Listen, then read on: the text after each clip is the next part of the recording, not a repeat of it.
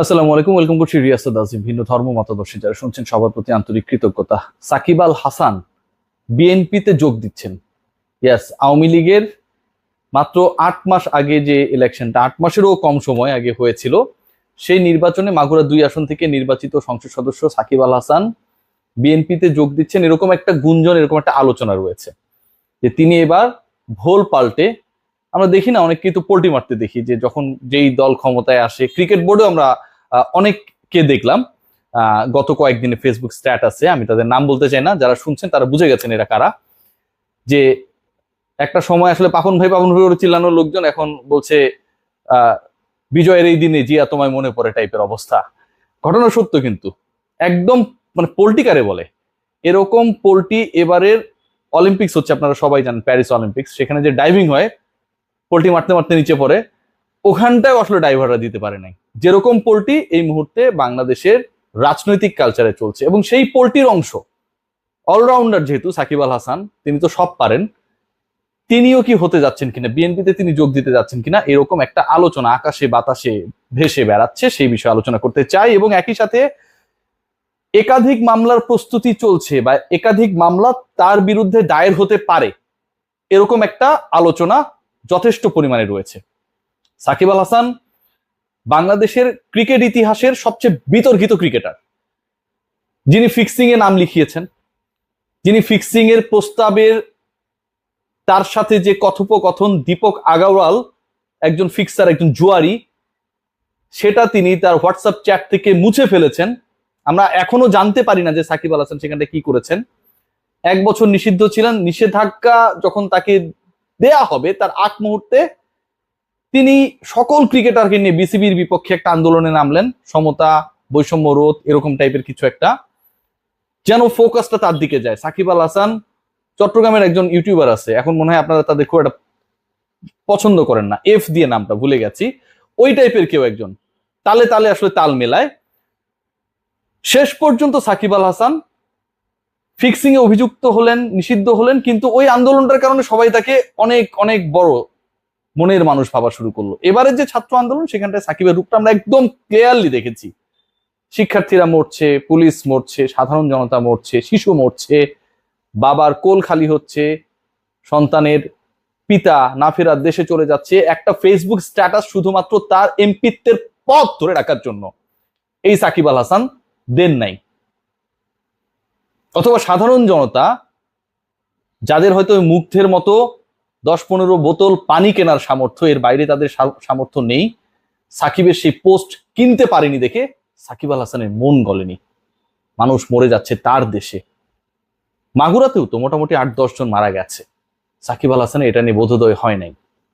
এখন সাকিব আল হাসান বিএনপিতে যোগ দিচ্ছেন, সেই আলোচনাটা হচ্ছে, এবং তার বিরুদ্ধে মামলার প্রস্তুতি কেন, মামলার আলোচনাটা আসলে কেন হচ্ছে। বিএনপি প্রসঙ্গে আমি একটু পরে আসি, তার আগে একটু মামলা সংক্রান্ত আলোচনাটা করি। একটু আগে বলছেন যে ফিক্সার সাকিব, এই সাকিব আল হাসান আমরা জানি যে শেয়ার বাজারে তিনি তার এক প্রিয় বন্ধুর সাথে বিনিয়োগ করেছেন, এত তড়িঘড়ি করে বিনিয়োগ করেছেন, এত তড়িঘড়ি করে বড়লোক হওয়ার তার পরিকল্পনা ছিল, যে কারণে মানে আমার বাবার নাম কি, বা ভাই আপনারা যারা আমাকে শুনছেন, সাকিব ফ্যান অনেকে আমাকে শুনছেন এই মুহূর্তে, যারা আমাকে গালি দেওয়ার জন্য প্রস্তুতি নিচ্ছেন, আপনি কি ভাই আপনার বাপের নাম কোথাও ভুল লিখবেন? সম্ভব? তিনি তার ওই যে বন্ধু, সেই বন্ধুর বাপের নাম নিজের বাপের নামে জায়গা দিয়ে দিচ্ছেন সাকিব আল হাসান। সেটা তো এক ধরনের ধরা খাওয়া, এভাবে তিনি কট খেলেন। আতিফ আজম ভাই এই রিপোর্টটা করেছিল, আমাদের প্রিয় আতিফ ভাই। এবং শেয়ার বাজারে গিয়ে তিনি, অন্যরা তো সর্বশান্ত হয়ে যায়, স্টক এক্সচেঞ্জের সামনে সারা দিন তারা অপেক্ষা করে, যারা অন্য প্রফেশনে থাকে সারা দিন মোবাইলটা খুলে রাখে গুতাগুতি করে। সাকিবের বড়লোক হতে বা শেয়ার বাজার থেকে মুনাফা তুলে আনতে খুব বেশি বেগ পেতে হয়নি, কারণ তিনি ব্যাকডোরটা ভালোভাবেই নক করেছিলেন। সেটা একটা। সাকিব আল হাসান বিনা অনুমতিতে গোল্ডের ব্যবসায় নেমেছিলেন, you all know. এখানটাও Shakib Al Hasan বেঁচে গেছেন, এবং সাকিব আল হাসানকে একসময় দুর্নীতি দমন কমিশনে দূত বানানো হয়েছিল। এটা সবচেয়ে অবাক করা একটা ব্যাপার। আমরা বিসিবি নিয়ে অনেক বেশি আলোচনা করি, বাতাবি লেবু এইটাই অনেক কিছু, অনেক ধরনের সমালোচনা আমরা করি, ঠিক আছে।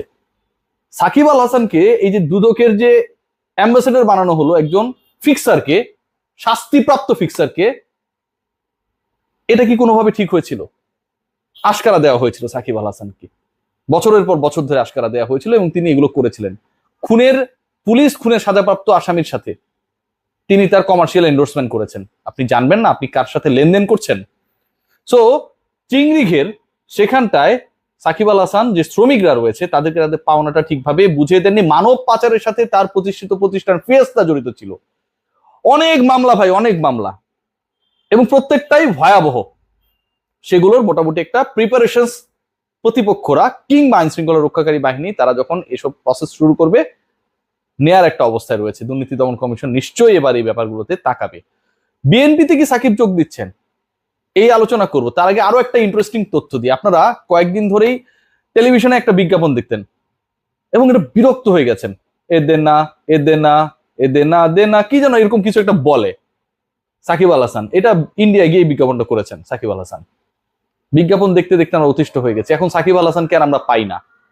সাকিব আল হাসানের বিজ্ঞাপন টেলিভিশন এখন আর চলে না। তার মানে সাকিব আল হাসানের যে ব্র্যান্ড ভ্যালু, সাকিব আল হাসান ক্রিকেটকে পুঁজি করে ক্রিকেটের দিকে না তাকিয়ে দিন শেষে বিজ্ঞাপনটাকে আসলে তার মূল প্রফেশন হিসেবে নিয়ে নিয়েছিলেন, সেই ব্র্যান্ড ভ্যালু এখন তলানির দিকে। সাকিব আল হাসানের সেই ব্র্যান্ড ভ্যালুর জায়গাটা এখন আগের মতো নাই। বাংলাদেশের কোনো টেলিভিশনে এখন সাকিব আল হাসানের বিজ্ঞাপন প্রচারিত হয় না। সেই তিনি বাংলাদেশে আবারও প্রতিষ্ঠিত হতে চান। তিনি কি আসলেই বিএনপিতে যোগ দিচ্ছেন? এখন পর্যন্ত যে খবর, যে সাকিব যেভাবেই হোক বাংলাদেশে তার যে সম্পদ এবং বাংলাদেশে সাকিব যেসব অনিয়ম করেছেন বছরের পর বছর ধরে, সেগুলোকে কোনোভাবে যদি পাশ কাটিয়ে তিনি তো আর বাংলাদেশে থাকবেন না। বাংলাদেশে থাকবেন না, ওই সাফারি যখন দেখতে যান বাংলাদেশে, যখন রাস্তায় লাশ পড়ে তখনই বোঝা যায়। এগুলোকে যদি তিনি পাস করে নিয়ে যেতে পারেন, সেটার জন্য যা করার দরকার তিনি চেষ্টা করবেন, যা করার দরকার তিনি চেষ্টা করবেন।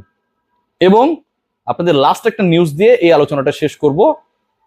বাংলাদেশে সাকিব আল হাসান সহসা ফিরছেন না। আপনারা দেখেছেন অনেকেই গ্রেফতার হচ্ছে, এবং সাকিব আল হাসান যেই ধরনের এলিগেশনস ক্যারি করছে, নাম্বার ওয়ান যেটা হচ্ছে আইনিভাবে দেখা হবে হয়তো, এবং একই সাথে সাকিব আল হাসান যে পরিমাণ তরুণ প্রজন্মকে একটা সময় বিভ্রান্ত করেছেন, তারা যখন আক্রান্ত হয়েছেন ঠিক তখন তারা বুঝতে পেরেছেন যে সাকিব আল হাসান আসলেই যাই করেছেন শুধু তার জন্য করেছেন, আর কারো জন্যই করেননি। কেউ তার কনসার্ন না।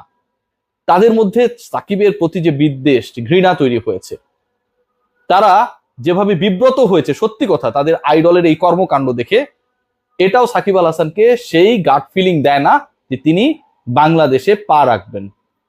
বাংলাদেশের যে পাকিস্তানের বিপক্ষে আপকামিং সিরিজ, সেখানটায় কিছুদিন আগেও আমরা শুনেছিলাম যে সাকিব আল হাসান খেলছেন, সাকিব আল হাসান এভেলেবেল, প্র্যাকটিস শুরু করবেন। সাকিব আল হাসান হয়তো সেই সিরিজে থাকছেন না বা থাকবেন না। বাংলাদেশ ক্রিকেট বোর্ডে একটা রিফরমেশন হবে, এবং এরকম একজন ক্রিকেটারকে আমাদের ফলের থেকে, আমরা সাকিবের কারণে অনেক ভালো ফল করে ফেললাম, সেটার থেকে আমার কাছে মনে হয় দায়বদ্ধতার জায়গাটা এখন সবচেয়ে বেশি গুরুত্বপূর্ণ এবং গুরুত্ব দেওয়া উচিত। কেউ যদি বাংলাদেশের সবকিছুর ঊর্ধ্বে নিজেকে মনে করে, সেটা বিশাল ভুল। বাংলাদেশি ক্রিকেট কারো বাপের